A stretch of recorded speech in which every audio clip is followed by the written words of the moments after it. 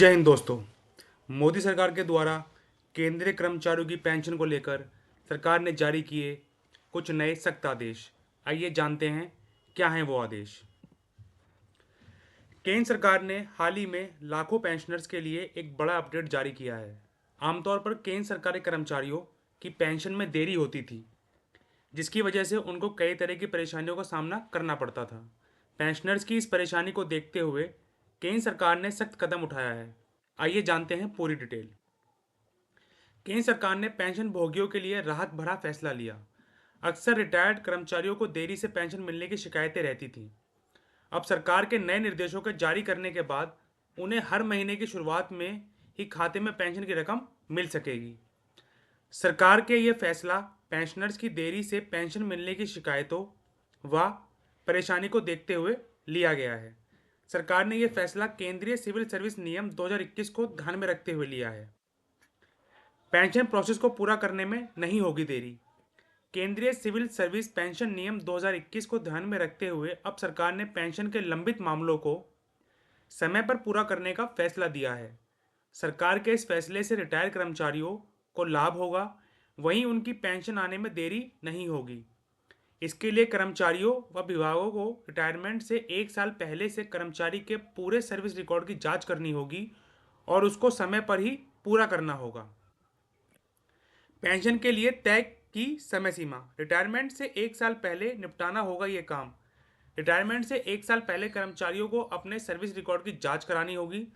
वहीं पेंशन का शुरुआती प्रक्रिया काम शुरू करना होगा। रिटायरमेंट से 6 महीने पहले करना होगा ये काम।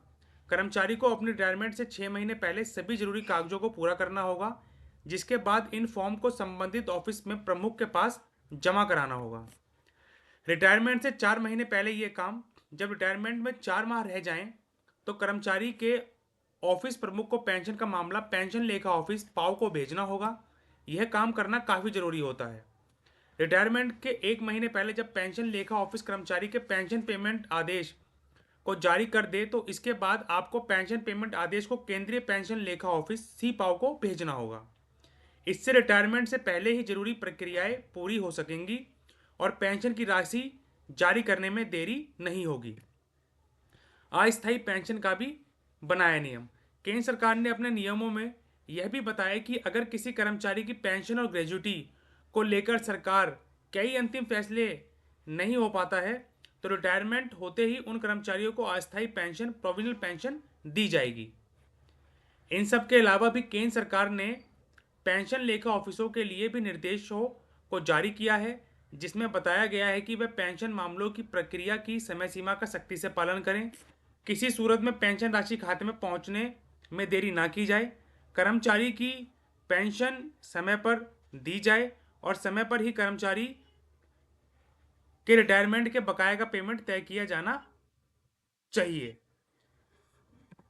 रिटायरमेंट से पहले विभागों को आवश्यक जानकारी को जुटा लेना चाहिए। इन्हें दुरुस्त करना भी विभाग का काम है। इसमें पेंशनर्स का नाम, रिटायरमेंट की तारीख, पेंशनर के दस्तावेज जमा करने की तारीख रिटायरमेंट से 6 महीने पहले शामिल है। इसके लिए खुद कर्मचारी को भी अलर्ट रहना चाहिए कि उनकी जानकार संबंधित अधिकारी तक पहुंची है या नहीं।